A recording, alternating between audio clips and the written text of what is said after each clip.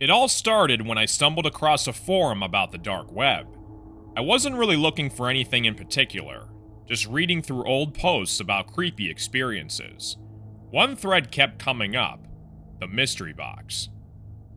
People talked about ordering these boxes, but no one really detailed what was inside, just vague warnings about not opening them. Of course, curiosity got the better of me. I've always had a strange fascination with the unknown, and I thought the whole thing was a hoax. How bad could it be? After some research, I found a link buried in the comments section. With a few clicks and an anonymous transaction, I had ordered my own mystery box. It felt like a joke, a thrill for bored people like myself. Days passed, and I totally forgot about the box until one afternoon where a plain, unmarked package appeared on my front doorstep. There was no return address, just my name scrawled in a messy handwriting. I carried it inside, excited, but also a little uneasy. The box was heavier than I expected. When I opened it, the first thing I saw was a neatly folded black cloth. As I unfolded it, a small note slipped out. Do not unwrap what you cannot understand. Under the cloth was a sealed, old-fashioned wooden box. It was oddly shaped, with intricate carvings that looked like they'd been worn down by time. The box had a small brass latch, and a key was taped to the side. My pulse quickened. This was clearly part of the game, right? Something to freak me out? I almost laughed at how much my heart was racing. Without hesitating, I unlocked the latch. Inside was a smaller box, but this one was different. It wasn't wood. It looked like a polished bone. The surface was cold to the touch, unnaturally so. I ran my fingers over it and noticed symbols etched into the sides, unfamiliar markings that had looked ancient, maybe runes or something. Beneath the bone box, there was another note, this one written in shakier handwriting. Return what you find, or it will follow you. My skin prickled with unease, but I was too deep in now. I couldn't just stop. I lifted the lid of the bone box, and immediately, the room felt colder. Inside, there was a small, black figurine carved from a stone. A human figure with no face, just smooth, featureless skin. Its arms were stretched out as if reaching for something. For me. Suddenly, I felt a sharp pain in my chest, like something was gripping my heart. I dropped the figurine and stumbled backward, gasping for breath. The air around me felt thick, suffocating. I looked down at the box, and the figurine had landed perfectly upright, still facing me, despite how it had slipped from my hands. I rushed to put the figurine back into the box, but as I tried to close it, the lid wouldn't shut. It was as if the box had swollen, refusing to contain whatever I had just unleashed. A noise from behind me made my blood run cold. It was faint at first, like a low whisper. I couldn't make out the words, but the tone was unmistakable. Anger, resentment. I spun around, and for a moment, I swore I saw a shadow move across the far wall. My apartment, usually so familiar and comforting, suddenly felt foreign, hostile. The light seemed dimmer, the air heavier. I threw the figurine into the larger box, grabbed the notes, and shoved everything back into the black cloth, wrapping it as tightly as I could. But no matter how much I tightened it, I couldn't shake the feeling that it wasn't enough. That night, I barely slept. Every time I closed my eyes, I felt watched. I kept hearing faint whispers, just on the edge of understanding, as if something was calling my name. The air in my room felt thick, pressing down on my chest, making it hard for me to breathe. The next morning, I tried to return the box. I went back to the forum to find any clue, any way to send it back, but the link to the seller was gone. The thread had been deleted, and the forum members who had talked about the box before, their profiles were wiped clean. It was as if they never even existed. I tried throwing the box away, but every time I left it somewhere, it would reappear on my doorstep the next day. The notes, the black cloth, and the bone box, it was all still there, waiting. And the worst part? Every night, the whispers get louder. They're not just angry now, they're demanding. Whatever I let out of that box wants something, and I'm terrified I know what that something is. I'm writing this now because I'm out of options. The box won't leave me, and I don't know how much longer I can resist. If you ever come across an offer for a mystery box online, especially on the dark web, don't order it. Don't open it. Just stay away, period. Because once you do, whatever's inside will never let you go.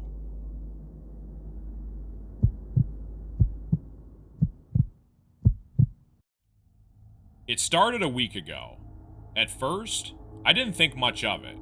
Just a simple mistake. Some kind of mix-up with the delivery service. I found the small box on my doorstep, about the size of a shoebox, wrapped in plain brown paper with no return address.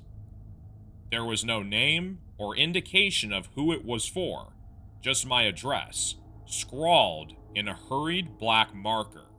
No company logo, no branding.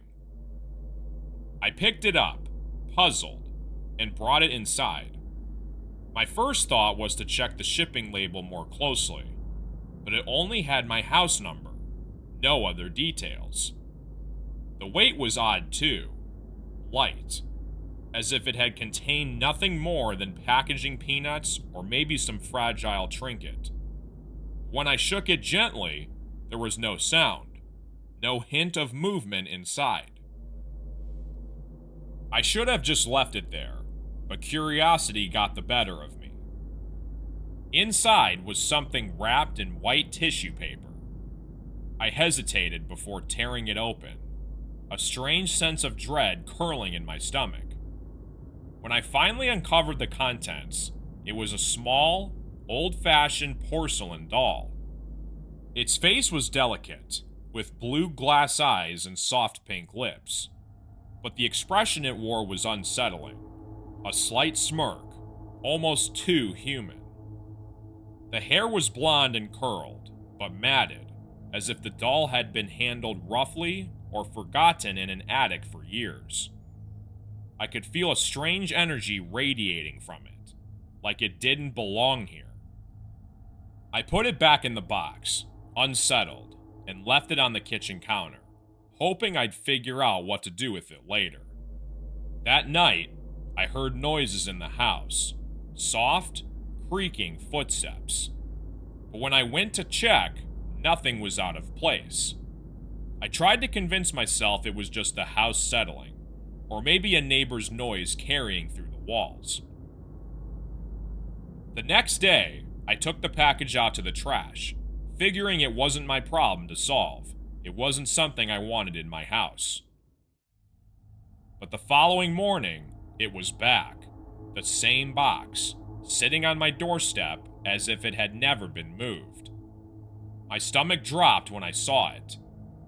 I hadn't heard anything during the night, hadn't seen anyone come by, but there it was, like it had returned on its own. This time, I didn't open it. I left it sitting there for hours, hoping maybe someone would come back for it. Some explanation would present itself later. By evening, I couldn't take the unease anymore. I brought it inside again, against my better judgment, and opened the box.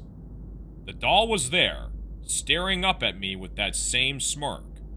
But this time, I noticed something else. Around its neck was a thin ribbon, and tied to it was a small, folded note. "She's watching you." That was all it said. I dropped the doll immediately, heart pounding in my chest. The note was written in the same hurried scrawl as the address on the box. Who was watching me? Why was this happening? I tried to calm myself down, rationalize it. Maybe someone was just playing a prank on me, trying to freak me out. But deep down, I knew this one was different. There was a malevolence to it, something I couldn't quite explain. That night, I barely slept. Every creak, every rustle in the house felt amplified. I thought I heard footsteps again, but they were slower this time, deliberate. I even got out of bed twice to check the locks on the doors, convinced someone might be inside. The next morning, the package was back, but this time, it wasn't on the doorstep. It was inside of my house, sitting on the middle of my living room floor, the doll still tucked inside. How could it have gotten there? I hadn't left any windows or doors open. I checked every lock again, no signs of forced entry. Panic began to set in. I wanted to call someone, anyone, but what would I even say? Hey, yeah, there's this creepy doll delivered to my house and now it's appearing inside without an explanation. It sounded ridiculous. I couldn't even explain it to myself, let alone someone else. For the next few days, I tried everything to get rid of it. I took the box far from the house, once to a dumpster in a parking lot miles away, another time to the riverbank, where I threw it as far as I could into the rushing water. But each time, the package would reappear on my doorstep the next morning, pristine as ever, as if I had never touched it. Then, things got worse. I started hearing whispers at night, faint, almost inaudible, but just enough to keep me on edge. They seemed to come from the corners of the room, from dark places just out of sight. The doll's smirk grew more sinister in my mind. Every time I looked at it, I felt like its glassy eyes were following me. I began seeing movement in my peripheral vision, shadows darting just out of sight, too quick to be sure of. The air in the house felt heavy, oppressive. My phone calls dropped, my lights flickered, and strange cold spots would appear in random places. One night, I woke up to find the doll sitting on my nightstand, staring at me with its blank, glassy eyes. I was sure I hadn't brought it upstairs. I never allowed it into my bedroom, always keeping it locked away downstairs. My heart raced, and I could barely breathe. I felt trapped, powerless. The whispers that night were louder than ever. They filled the room, overlapping like a chorus of voices just out of reach. I couldn't make out the words, but the tone was unmistakably threatening. In a panic, I grabbed the doll and ran to the fireplace. I threw it into the flames, watching as the fire licked at the porcelain, blackening, delicate face. For a moment, I felt relief. But then, a piercing scream filled the room. A high, shrill sound that seemed to come from everywhere at once. The lights flickered violently, and I could feel the floor beneath me vibrating as if the house was reacting in anger. I backed away, watching as the doll's face twisted in the flames, its smirk contorting into a hideous grin before it finally cracked and shattered.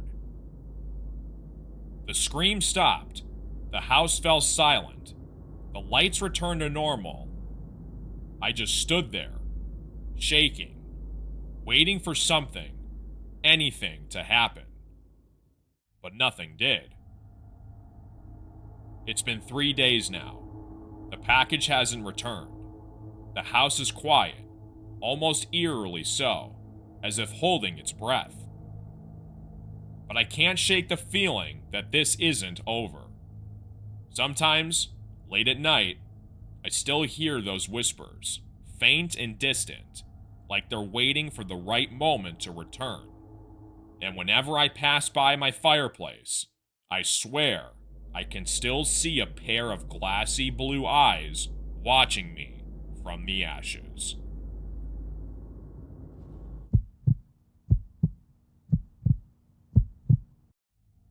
I've always been the curious type. You know the saying, curiosity killed the cat? Well, that never stopped me. The internet was my playground, and the deeper I dove, the more I discovered. After years of skimming through the regular web, I started hearing about the dark web, a hidden place where anonymity reigns and anything can be bought, sold, or seen. One night, alone in my dimly lit room, I decided to dive in. I won't get into the technical details of how I got there. It's not that hard, honestly. You just need to know where to look, and I knew exactly where. It was exhilarating at first, like stepping into a forbidden world. Pages loaded slowly, URLs were cryptic, and the content, well, it ranged from black market goods to disturbing forums filled with the kind of things you wish you could forget. But there was one site in particular that piqued my interest. It was called The Devil's Auction. The description was vague. The rarest, most coveted items on the planet, one-of-a-kind experience and objects that will change your life forever. If you win, that is. I should have stopped there. I should have closed the browser and gone to bed. But no, I couldn't resist. My heart raced as I clicked the link, waiting for it to load. When it did, the screen was black, except for a small, red countdown timer in the center. 15 minutes until the next auction. I felt my pulse quicken. What could they be possibly auctioning off? Drugs? Guns? Humans? I'd heard stories about certain rings on the dark web, but I didn't want to believe that they were real. The timer ticked down slowly. I waited, staring at the center of my screen, trying to guess what might be up for grabs. As the seconds dwindled, the darkness around me seemed to grow thicker, as if the room itself was closing in. I brushed the feeling off, blaming the dim light and the glow of the monitor. Finally, the timer hit 0. The screen flashed, and the auction room loaded. The design was basic, just a chat box on the left, an image of the item in the center, and a bidding panel on the right side. The usernames scrolling through the chat box were unsettling. Some had odd symbols or numbers. Some were just a string of random letters. But one in particular caught my eye. 666 Watcher. The image in the center was the first thing I truly noticed. It showed an old, rusted key hanging by a chain. There was no description, just that eerie picture. But something about it felt wrong. My gut twisted, and for the first time since I started this little adventure, I felt genuine fear. But before I could close the tab, a new line appeared in the chat. From 666 Watcher, this key unlocks a door, not in your house, but in your soul. A chill ran down my spine. I stared at the screen, confused. What did that exactly mean? Was it a joke? Some kind of twisted prank? The bidding began, and to my surprise, people were throwing insane amounts of Bitcoin at this thing. Thousands, hundreds of thousands of dollars worth of Bitcoin. I watched, my hand hovering over the mouse, ready to exit, but curiosity gnawed at me. Then, another message from 666 Watcher appeared. It's not too late to join. Please place your bid. I should have logged off, but the adrenaline had taken hold of me. I clicked the bid button without even thinking. My bid was low compared to the others. But within moments, I noticed something strange. The other bids started disappearing. The chat slowed down, and before I knew it, my username was the only one left. I had won. The screen went black for a moment, then a new message appeared. Congratulations. The key will be delivered shortly. Use it wisely. My heart was pounding, and my palms were slick with sweat. I quickly closed the browser, shutting my laptop with shaky hands. It was just a game, right? Some weird scam on the dark web? There was no way they could actually send me anything. They didn't even have my address. I tried to calm myself down, but the feeling of unease lingered. I went to bed, hoping that by morning, this whole thing would be a strange, unsettling memory. But I didn't sleep well. My dreams were filled with dark corridors and locked doors. I kept seeing the key, hanging by its chain, swinging slowly back and forth, as if it were waiting for me to grab it. When I woke up, my throat was dry, and my heart was still racing. I stumbled out of bed and went to the front door to grab the mail. My hand froze on the doorknob. Sitting there on my doorstep was a small, black box. No way. No way this was happening. My hands trembled as I picked it up and carried it inside the house. I sat it at the kitchen table, staring at it, my mind racing. I had to open it, right? There was no turning back now. With a deep breath, I lifted the lid. Inside, resting on a cushion of red velvet, was the key from the auction. I could barely breathe. How had they found me? How was this even possible? I picked it up. The metal was cold, heavier than I expected.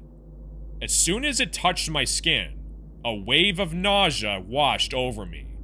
It was as if the key was alive. I had to test it. I don't know why.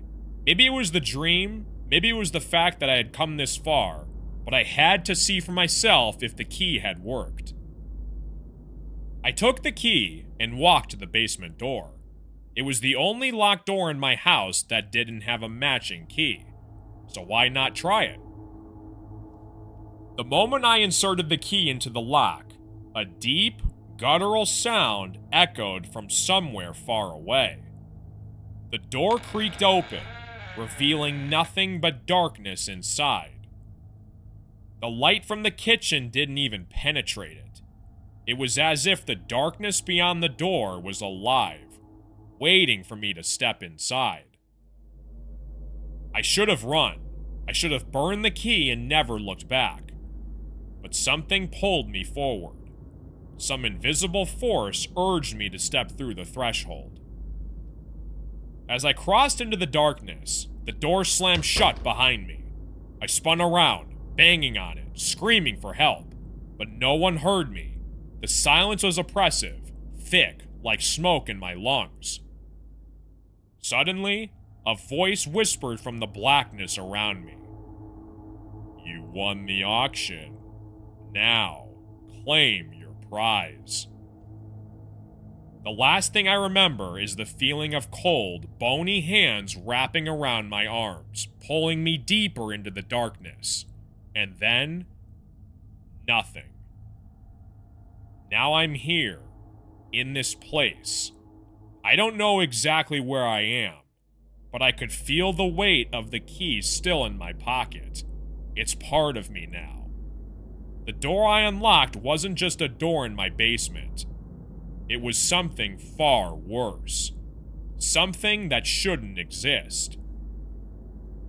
I don't know how much longer I have, but if you're listening to this, whatever you do, don't go looking for the devil's auction on the dark web.